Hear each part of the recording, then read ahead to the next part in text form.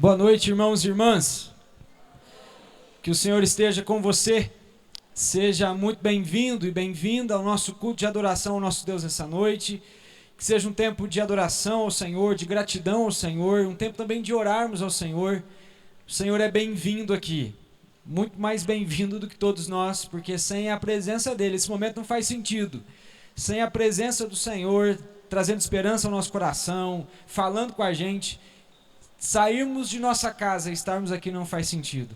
Então a nossa oração é que o Senhor seja bem-vindo aqui nessa noite, para ministrar o nosso coração, para nos trazer esperança, para alinhar a nossa vida, a nossa agenda, quem somos e aquilo que temos, a quem Deus é. E eu quero convidar você para ficar de pé, para a gente fazer junto essa oração. Que haja um desejo do nosso coração de provarmos da bondade do Senhor. Que haja um desejo no nosso coração de provarmos da fidelidade do Senhor nessa noite. O Senhor é bem-vindo aqui. Senhor nosso Deus, queremos te agradecer por esse dia, queremos te agradecer por essa chuva, queremos te agradecer pelas nossas vidas, Senhor, pela nossa família. Muito obrigado por estarmos aqui nessa noite, reunidos como parte da grande família do Senhor, que é a Igreja do Deus Vivo. E aqui estamos com o coração sedento pelo Senhor, Pai. Sedento pela Tua Palavra, sedentos de compreender e ouvir a voz do Senhor. Sedentos de conhecê-lo mais e mais. Sedentos de encontrar no Senhor aquilo que nós mais precisamos durante toda a nossa semana, durante esse dia, durante esse momento também. O Senhor é bem-vindo aqui. O Teu Espírito é bem-vindo aqui. E que esse Espírito que é bem-vindo seja percebido por todos nós. Que os nossos ouvidos, nosso coração, tudo que somos e temos, esteja pronto, estejamos prontos para esse encontro do Senhor com a gente. Nos abençoe, Senhor. Obrigado pela vida de cada irmão e irmã que aqui está, cada família aqui representada. Nos abençoe, nos abençoe. Em nome de Jesus. Amém. Ainda em pé nós louvaremos o nosso Deus.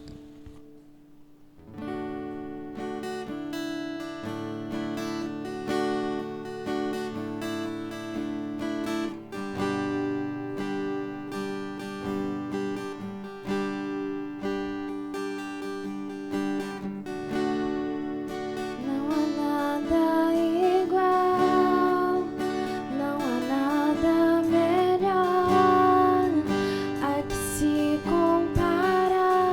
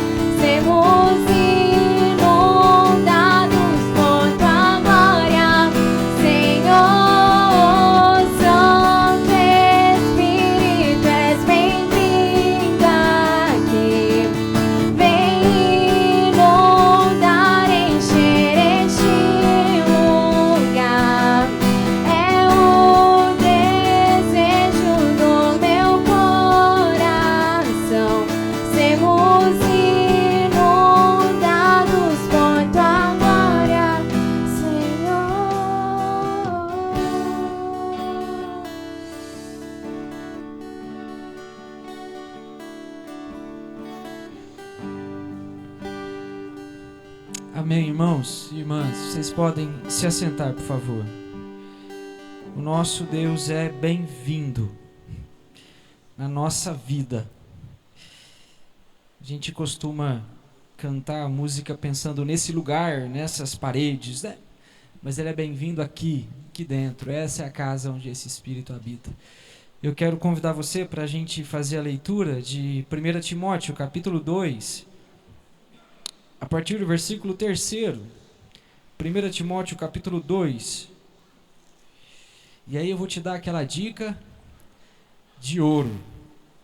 Não deixa marcada a sua Bíblia em 1 Timóteo, tá bom? Não feche depois. 1 Timóteo, capítulo 2, capítulo 2, do 3º versículo até o 6º.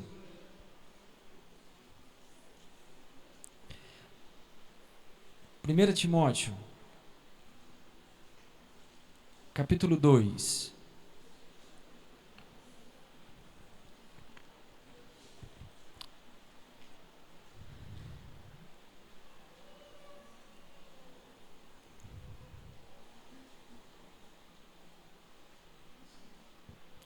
Primeira Timóteo, capítulo 2.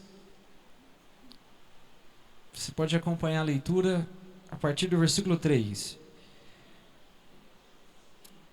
Isto é bom e aceitável diante de Deus nosso Salvador, o qual deseja que todos os homens sejam salvos e cheguem ao pleno conhecimento da verdade. Porquanto há um só Deus e um só mediador entre Deus e os homens, Cristo Jesus, homem, o qual a si mesmo se deu em resgate por todos. Testemunho que se deve prestar em tempos oportunos. Amém. Amém. Semana passada nós vemos o capítulo 1, onde o apóstolo Paulo escreveu que fiel é esta palavra e digna de toda aceitação, que Cristo Jesus veio ao mundo salvar os pecadores, dos quais eu sou o pior. Mais uma vez, Paulo relembra o evangelho aqui. Deus deseja que todos os homens, todas as pessoas sejam salvas e cheguem ao pleno conhecimento da verdade. Mas isso só é possível através de alguém que faz a mediação entre nós e Deus. E está muito claro, irmãos, no versículo 5, que há um só Deus e um só mediador entre Deus e os homens, Cristo Jesus, o qual a si mesmo se deu em resgate por todos aqueles que Deus deseja que sejam salvos e o conheçam.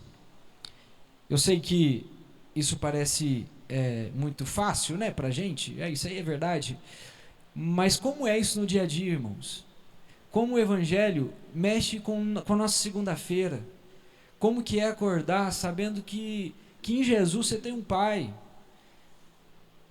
Ao abrir os seus olhos pela manhã, você não é um órfão nesse mundo. Deus decidiu escolher você. Deus decidiu que você tivesse o conhecimento da verdade, que só é possível por meio de Jesus. Eu quero convidar você para a gente fechar os nossos olhos e sim, agradecer a Deus por isso, porque Cristo Jesus veio ao mundo e a si mesmo se deu, para que eu e você fôssemos resgatados, para que eu e você fôssemos libertos, para que eu e você fôssemos inseridos na família de Deus. Isso significa, se o Evangelho serve para todo dia, o pecado também bate à nossa porta todo dia. E por causa do Evangelho, por causa dessa verdade de Jesus, eu e você podemos nos achegar diante de Deus e dizer: Senhor, é verdade. O Senhor me amou tanto, o Senhor me amou de tal maneira, o Senhor deu o seu Filho. Mas por vezes eu tenho tentado seguir do meu jeito. Por vezes eu reajo às ofensas que eu recebo do meu jeito. Por vezes eu me preocupo com o amanhã. Por vezes a ira toma o meu coração e eu ofendo as pessoas. Por vezes, Senhor, eu tropeço nas minhas próprias palavras. Meu irmão, minha irmã, agradecemos a Deus por Jesus e pedimos que a vida de Jesus nos transforme diariamente.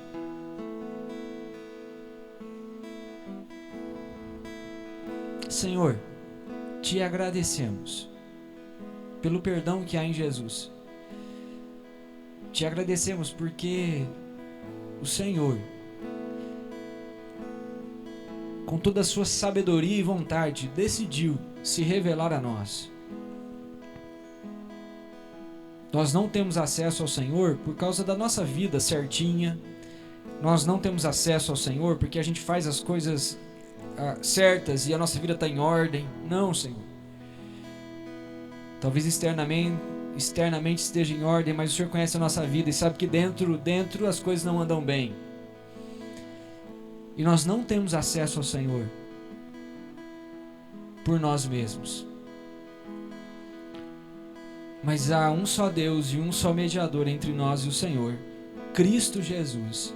E é em nome dele que nós oramos, pedindo que o Senhor nos ajude.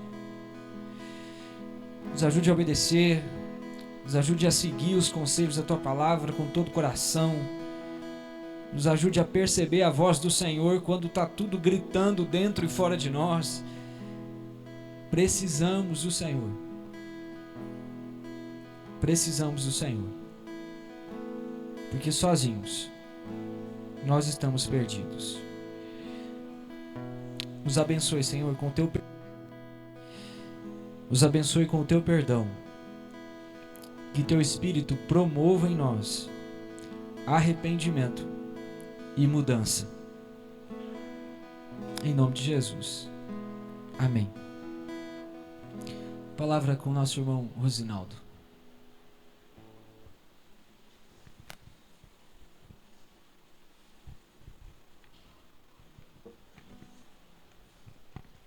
Graças e paz, irmãos.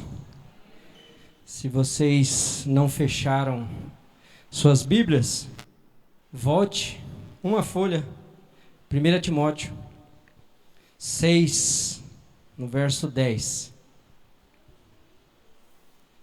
1 Timóteo, versículo 6. Capítulo 6, versículo 10.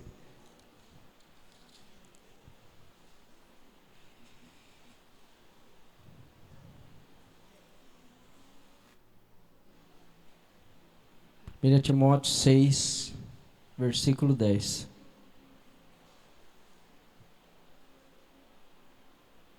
Amém?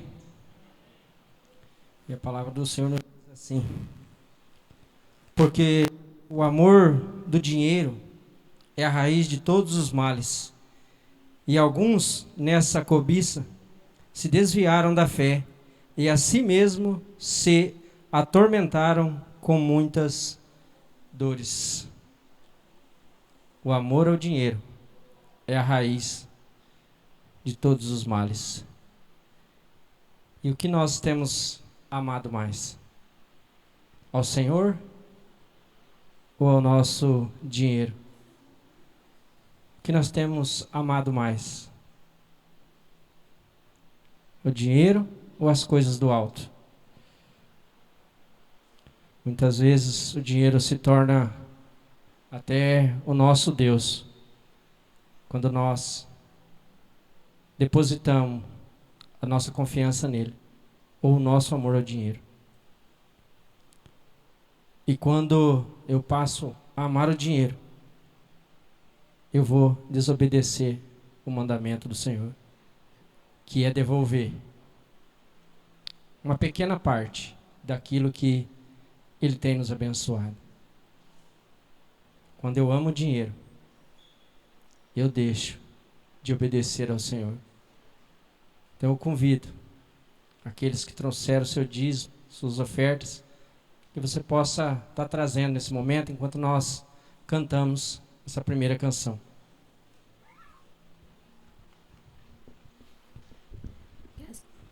Graças e paz, irmãos, amém? Vamos nos colocar de pé. Nós lemos que Jesus veio ao mundo para salvar nós, pecadores.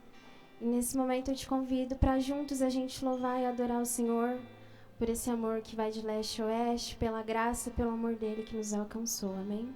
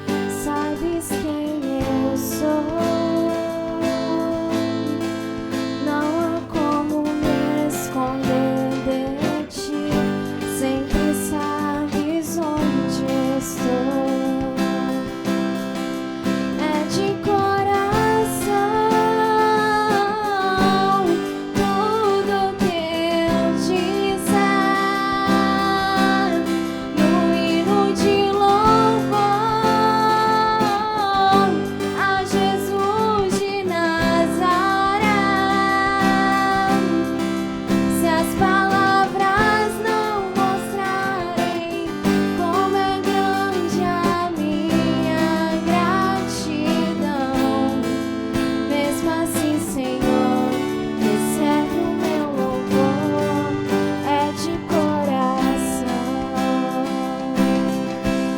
Se eu fizer chover palavras de louvor, ainda assim será tão pouco frente a este amor. Por isso escute o pulsar do meu coração. És o caminho, a vida e a verdade. Te dou a minha gratidão. É de coração tudo que eu disser no hino de louvor a Jesus de Nazaré. Se as palavras não mostrarem como é grande a minha gratidão, mesmo assim, Senhor, recebe o meu louvor, é de coração, é de coração. Tudo que eu disser no hino de louvor a Jesus de Nazaré. Se as palavras não mostrarem,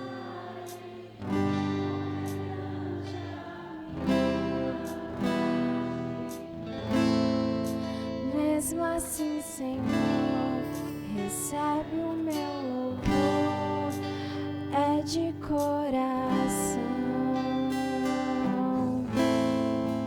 Mesmo assim, Senhor, recebe o meu louvor, é de coração.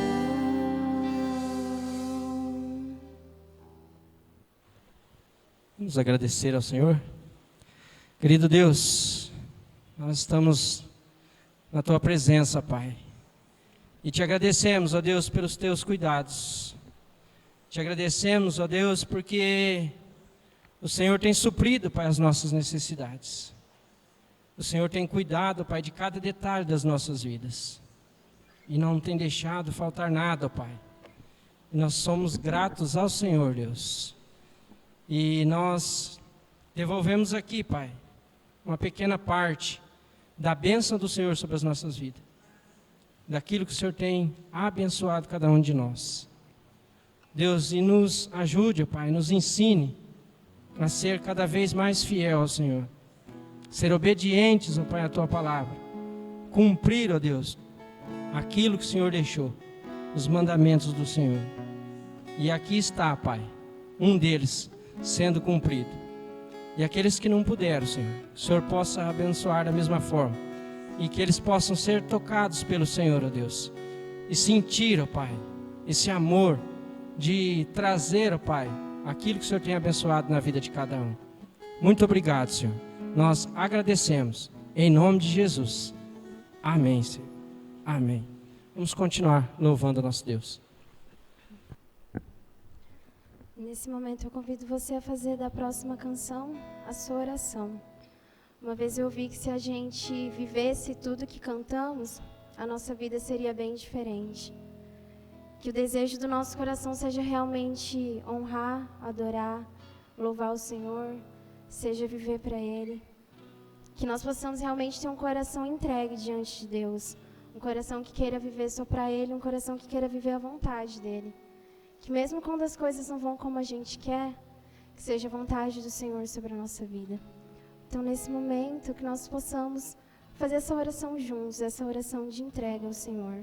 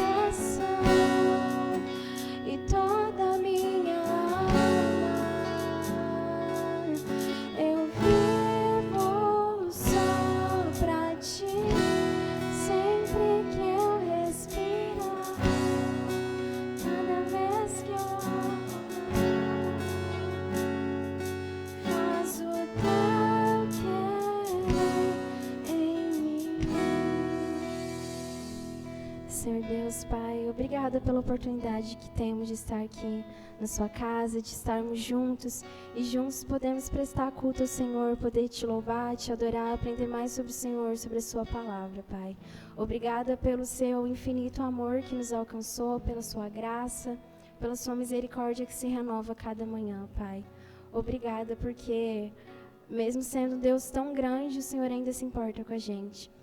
E nesse momento a gente nós queremos nos entregar, Pai, entregar o nosso coração, entregar a nossa vida, que o culto não seja só aqui, mas que a nossa vida inteira seja um culto ao Senhor, Pai.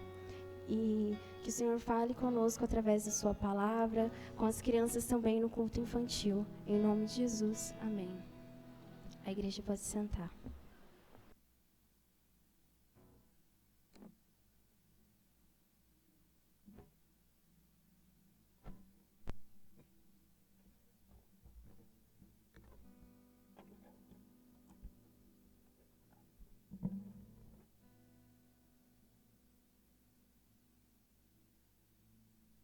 As crianças podem vir, as crianças, vem. Vem aqui. Melhor do mundo, hein? Você parece o melhor do mundo? Tem mais? Não? São só os 3? Vocês têm versículo hoje? Quem tem versículo aí hoje? Você não... Ué, Luiz, como assim, cara? Então a Elô vai falar versículo, Elô? Então tá bom, então.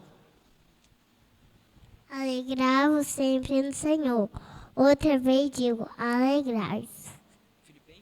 Filipenses 4:4.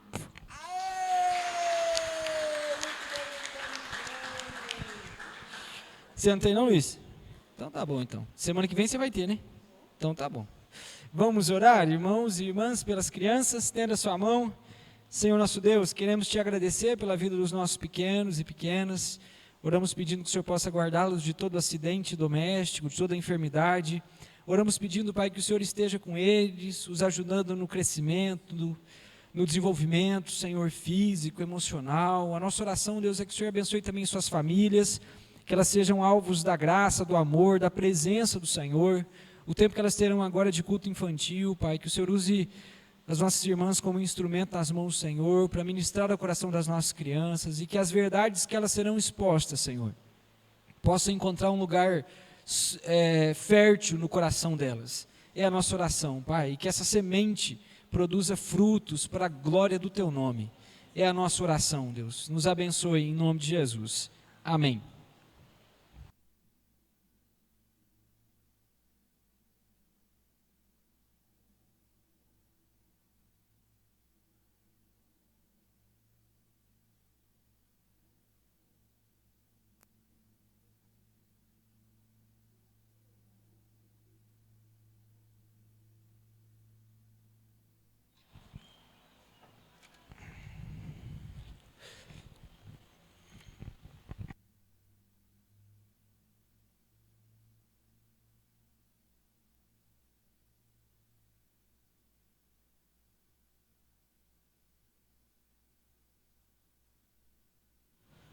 Irmãos, nós começamos na semana passada uma série chamada A Igreja do Deus Vivo. A Igreja do Deus Vivo, uma série de fevereiro. Essa série é baseada na primeira carta de Paulo a Timóteo. E a gente tem 2 cartas que foram escritas por Paulo a Timóteo. E como são 2 cartas, cada uma delas tem uma ênfase, uma espécie de resumo. E o resumo dessa primeira carta a gente encontra em 1 Timóteo 3, 14 e 15, onde o apóstolo Paulo escreveu o seguinte: escrevo essas coisas a você, a Timóteo, esperando ir vê-lo logo. Mas se eu demorar, esta carta vai lhe dizer como deve agir na família de Deus, que é a igreja do Deus vivo, a qual é a coluna e o alicerce da verdade. O resumo da carta são esses versículos. A gente percebe claramente Paulo dizendo: eu quero ir, mas se eu demorar, essa carta vai dizer como devemos agir na família de Deus, que é a igreja do Deus vivo. Então a carta tem esse objetivo de mostrar como que as pessoas devem viver enquanto família de Deus, que é a igreja do Deus vivo. A gente precisa ler a carta tendo em mente que ela era para ser lida diante de toda a igreja de Éfeso. Éfeso era a igreja que Paulo serviu e Timóteo estava servindo no momento como pastor.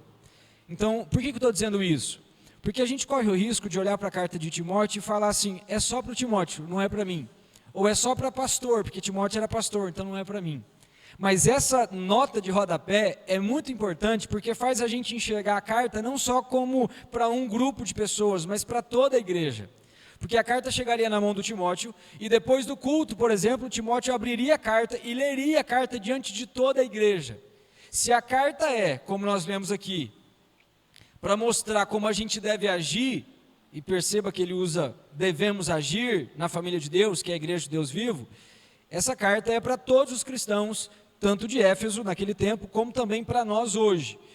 Então isso já descarta qualquer possibilidade de você achar que a mensagem de hoje ou toda a carta não faz sentido para você, certo? Na semana passada nós aprendemos que a igreja do Deus vivo é formada por gente pecadora, por gente quebrada, por gente que não é e pecadora, das piores ainda.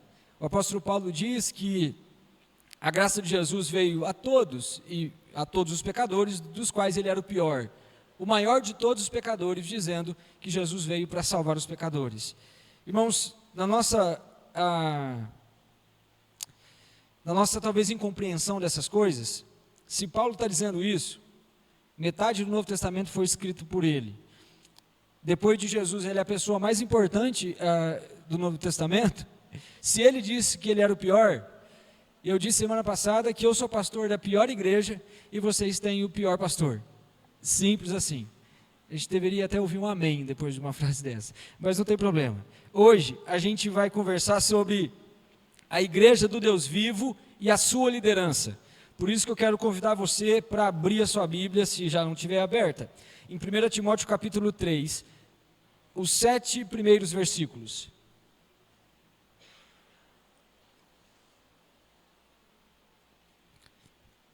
1 Timóteo capítulo 3, de 1 a 7. Assim diz a palavra do Senhor. Fiel é a palavra. Se alguém aspira ao episcopado, excelente obra almeja. É necessário, portanto, que o bispo seja irrepreensível, esposo de uma só mulher, temperante, sóbrio, modesto, hospitaleiro, apto para ensinar. Não dado ao vinho, não violento, porém cordato, inimigo de contendas, não avarento. Versículo 4. E que governe bem a própria casa, criando os filhos sob disciplina, com todo respeito. Pois se alguém não sabe governar a própria casa, como cuidará da igreja de Deus?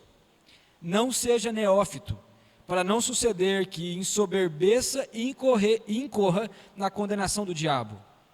Pelo contrário, é necessário que ele tenha bom testemunho dos de fora, a fim de não cair no opróbrio e no laço do diabo. Amém.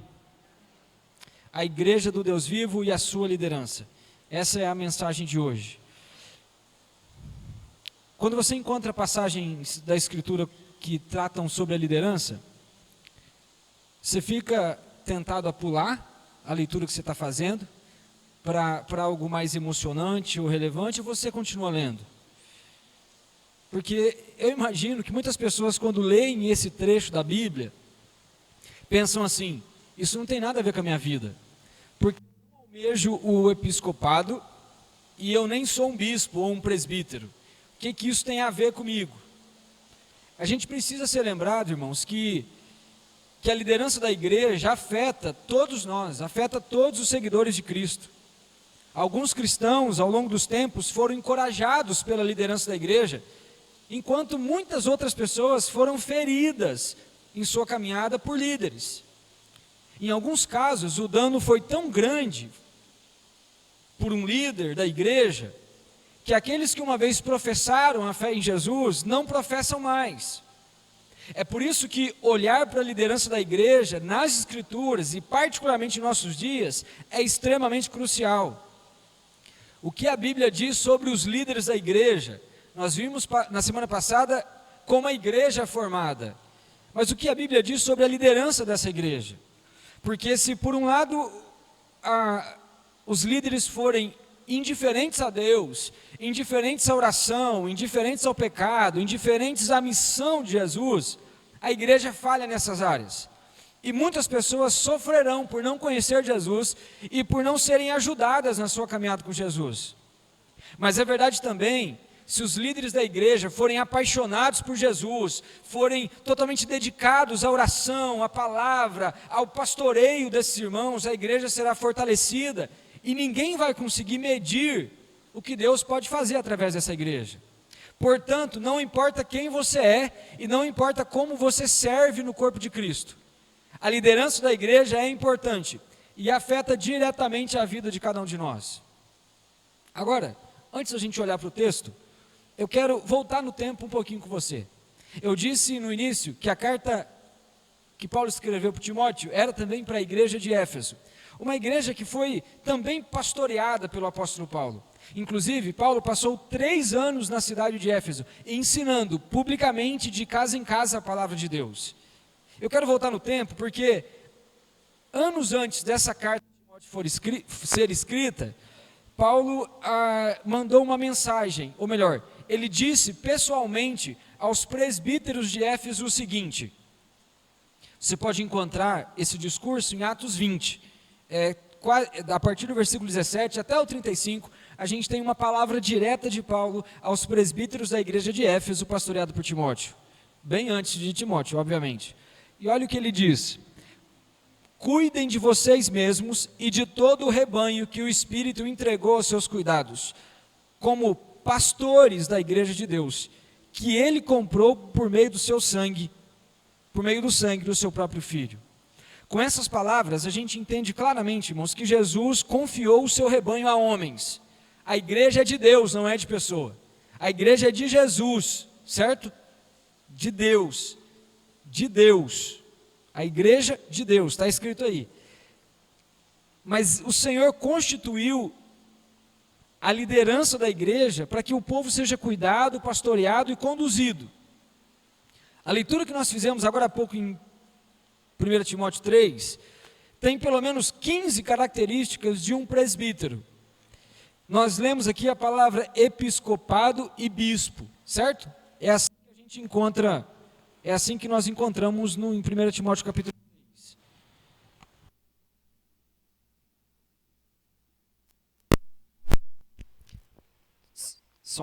Porém, quando você lê, por exemplo, o texto de Atos que nós lemos aqui, a mesma palavra é usada traduzida para presbítero. Então, presbítero e bispo significam a mesma coisa, alguém experiente que conduz a igreja de Deus. Em termos de exercício de função, não há diferença, apenas uma diferença na tradução, porque a palavra no grego, que o Novo Testamento foi escrito, é praticamente a mesma coisa. Então, ao lermos bispo, no versículo 2, nós também podemos ler presbíteros, certo? A leitura de hoje passa por pelo menos 15 características. Mas só para resumir, irmãos, os presbíteros da igreja do Deus vivo devem ser íntegros.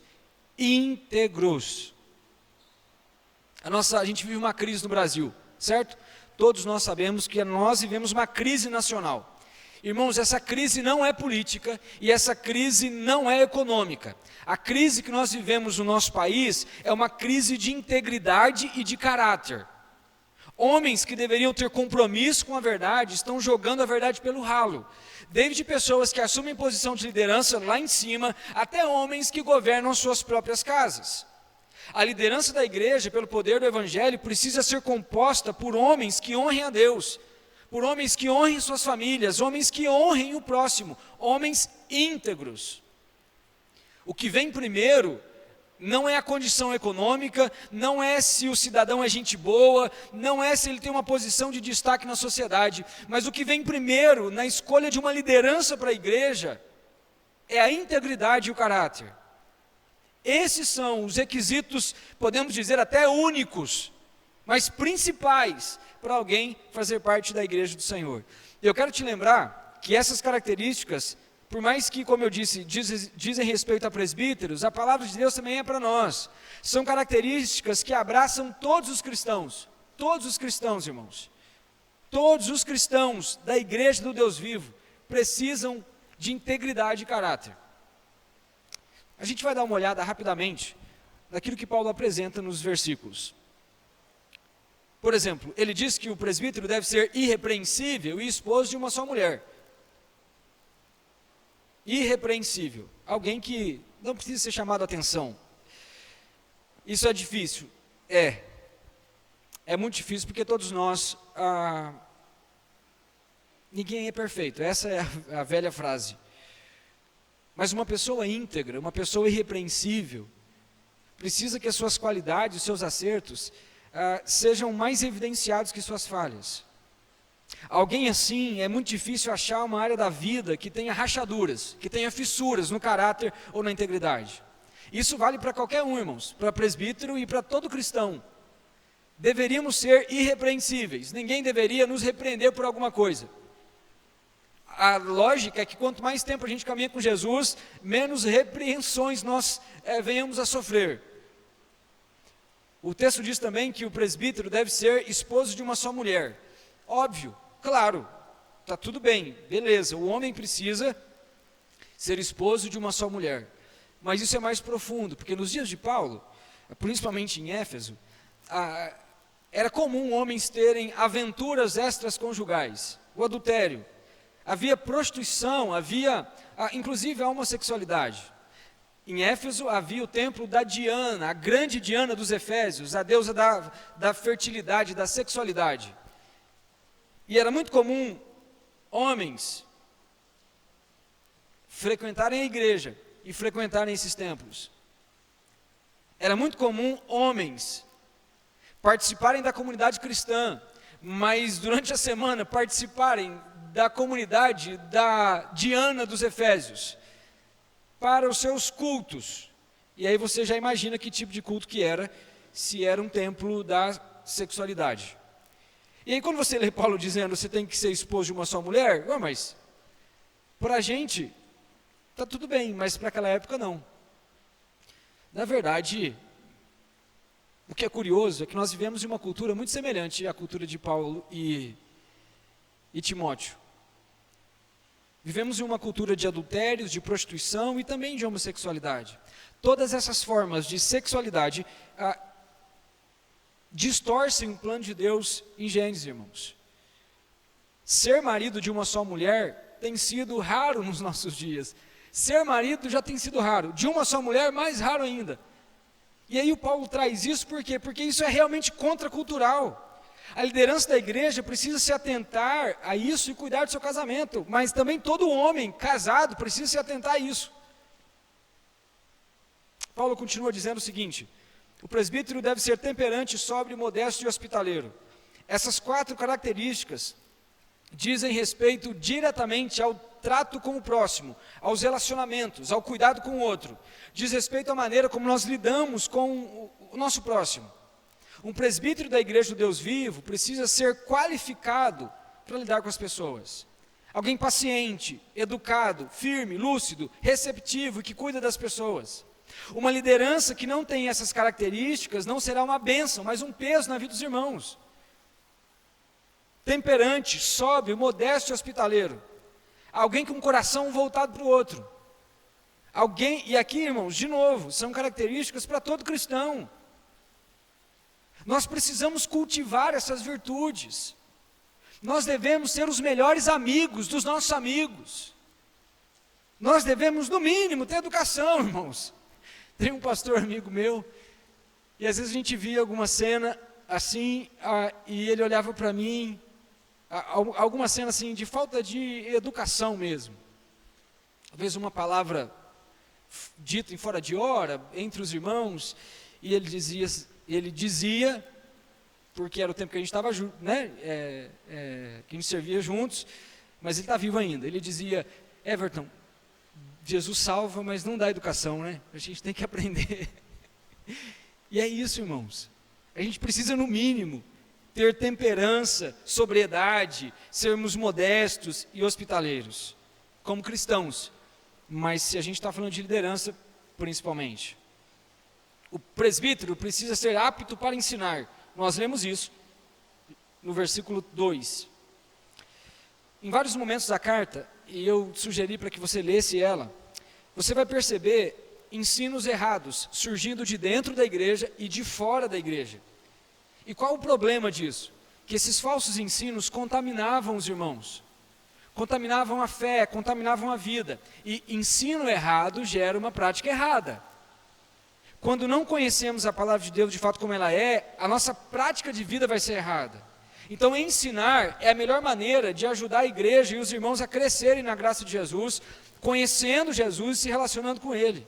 Presbíteros precisam saber ensinar, precisam estar aptos, prontos, buscar aprender mais para servir a igreja, e para servir a igreja ensinando os irmãos. Características do presbítero. Nós temos mais ainda, irmãos, temos mais 4 aqui. O presbítero deve ser não dado ao vinho, não violento, cordato ou prudente e inimigo de contendas. Versículo 3. Você percebe que há uma ordem aqui que parece passar desapercebida, mas ela tem um propósito. Logo depois de Paulo dizer que o presbítero deve ser necessário que ele seja não dado ao vinho, logo depois de não dado ao vinho tem não violento, cordato e inimigo de contendas. Por quê? Porque para os gregos antigos, o uso da bebida acarretava violência, desentendimentos, brigas e contendas. Ou seja, o uso do álcool no mundo antigo significava a perda do controle social e a perda do controle emocional. E a gente tem um assunto muito delicado aqui, que é a respeito do uso do álcool. Pode ou não pode? A Bíblia permite ou não? Só um pouquinho é permitido? Até que ponto eu posso? Se eu beber eu vou para o céu? Como se eu fizesse alguma coisa eu fosse para o céu, né? Mas assim, todo mundo faz, por que eu não posso?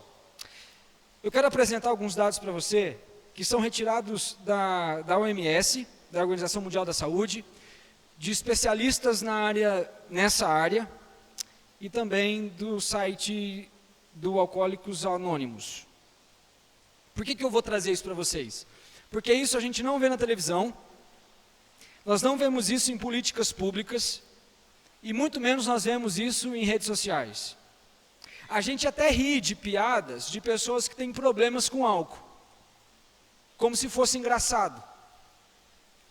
As piadas que parecem mais engraçadas são piadas relacionadas a alguém que tem problema com álcool. E a gente ri como se fosse uma coisa legal.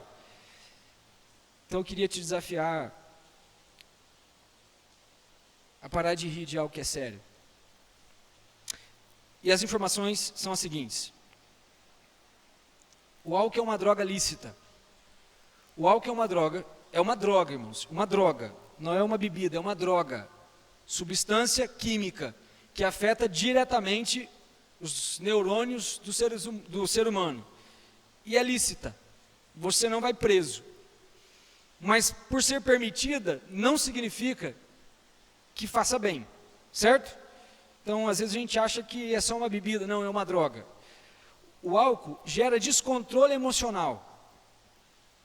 O álcool descontrola as emoções de qualquer ser humano. O álcool aumenta o risco de câncer. De câncer, isso, aumenta o risco. Não sei se você teve curiosidade de descobrir a causa da morte do Pelé. Mas o tipo de câncer do Pelé está intimamente associado ao uso excessivo de álcool. E eu quero que você entenda uma coisa, eu não estou dizendo que o Pelé faleceu por causa disso. Mas o tipo de câncer que ele foi diagnosticado é um câncer altamente... Ele aparece com mais frequência em pessoas que fizeram um bom uso de substância do álcool. O álcool afeta o cérebro. O maior órgão que é afetado pelo álcool, irmãos, não é o fígado.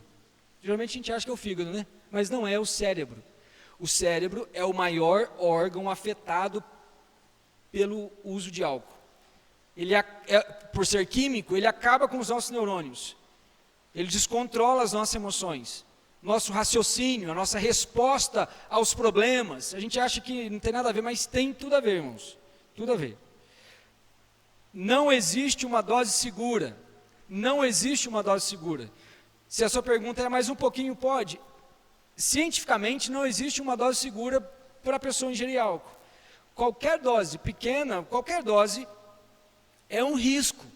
Se não tem dose segura, significa que qualquer dose é um problema.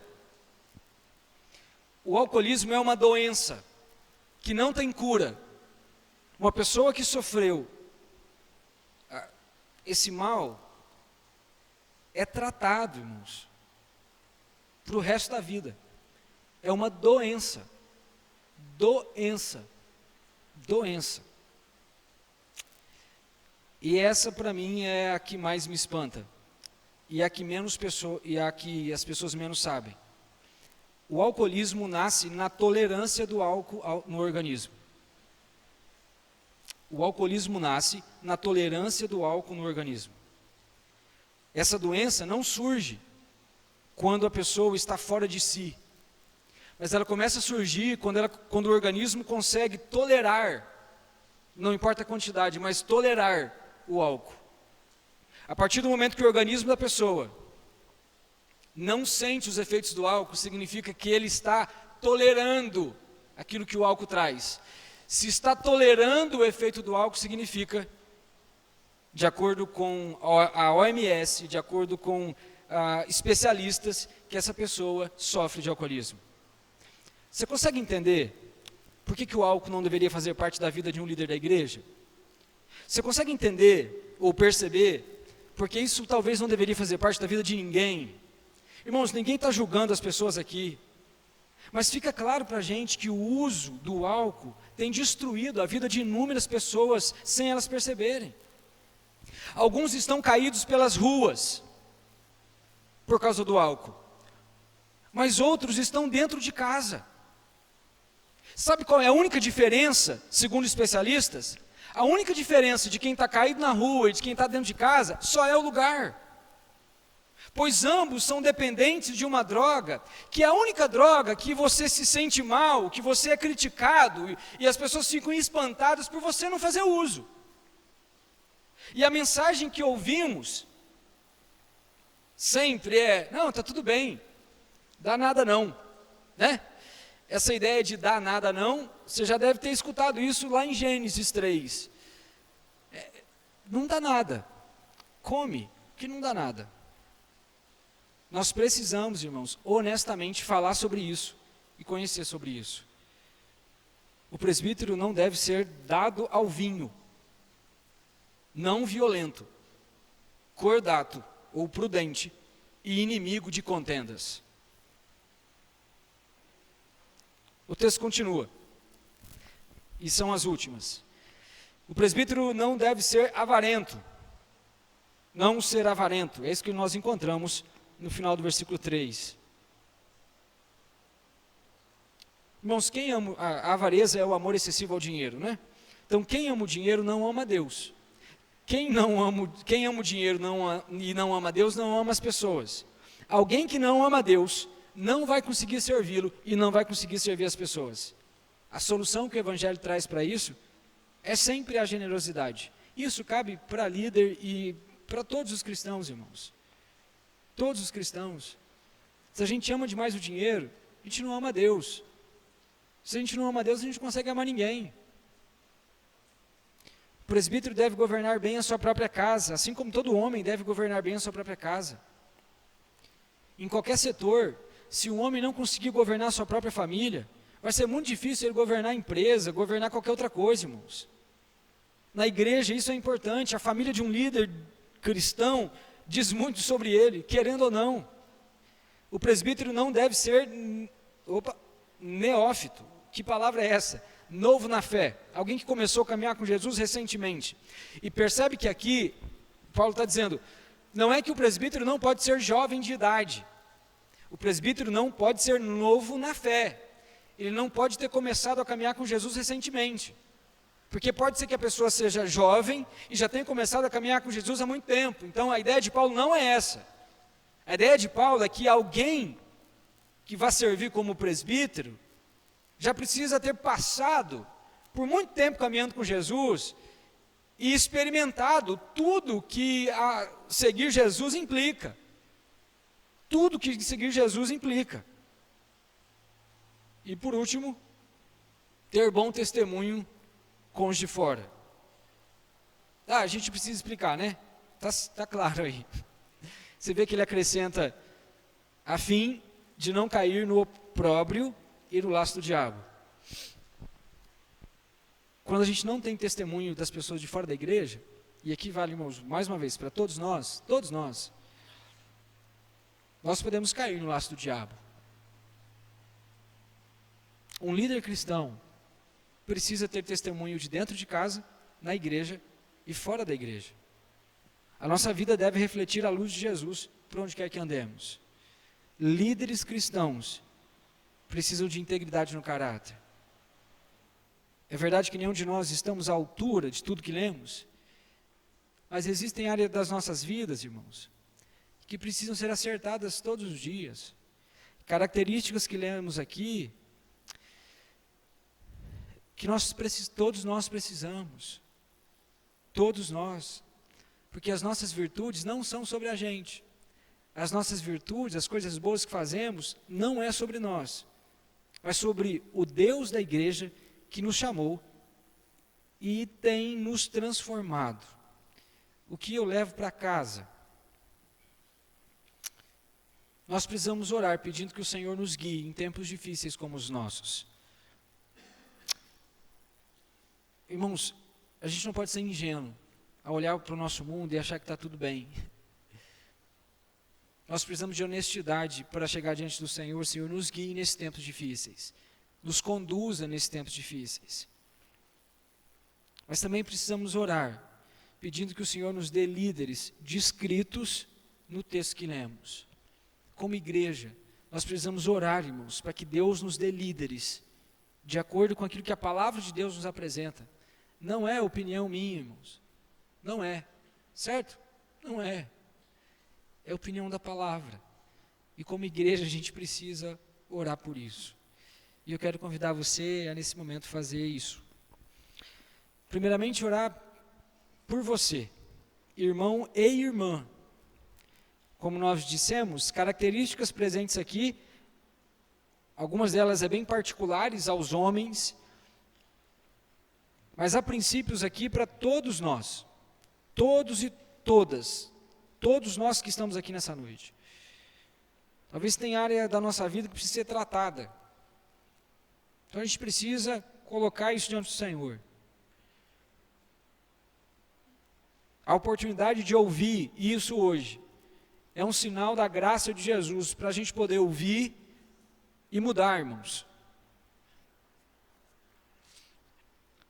Ore por você, mas ore também para que o Senhor nos dê líderes que amem a Deus acima de todas as coisas. Amem a sua esposa. Amem a sua família. E amem também a igreja, o próximo, as pessoas.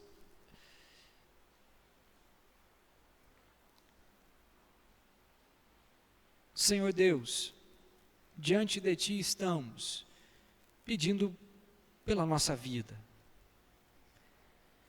Que haja integridade, Senhor, no nosso coração. Que o nosso coração seja inteiro para o Senhor. Que não haja fissuras em nosso caráter. Que não haja divórcio entre o que falamos e o que fazemos. Mas que o nosso falar esteja em harmonia com as nossas ações. Nós pertencemos ao Senhor, Pai. O Senhor Jesus veio ao mundo e deu a vida por pecadores, dos quais nós somos os piores. E que esse mesmo poder nos transforme diariamente poderosamente e constantemente, Senhor.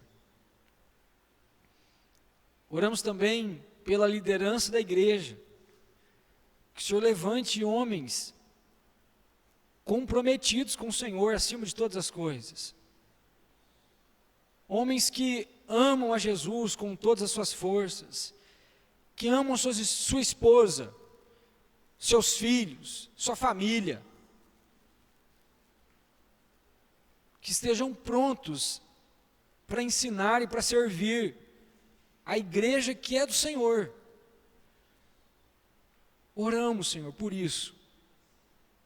Pedimos a Tua bênção sobre nós, pedimos a Tua bênção sobre a nossa casa, a nossa família, a bênção do Senhor por essa semana que se inicia, que em nome de Jesus o Senhor nos conduza, Senhor, nos Teus caminhos. Oramos, Deus, por aqueles que precisam sair de suas casas para trabalhar, que precisam pegar a estrada, que o Senhor possa guardá-los e protegê-los em nome de Jesus. Oramos por aqueles que estudam também, Senhor, que também precisam se locomover da nossa cidade, que o Senhor possa levá-los e trazê-los em segurança em nome de Jesus. Aqueles que têm seus afazeres domésticos, Deus, aqueles que estão em tratamento de saúde, em nome de Jesus, Senhor. Em nome de Jesus, que o Senhor restaure a saúde dos nossos irmãos e irmãs. Oramos, Senhor, porque o Senhor é o nosso Deus.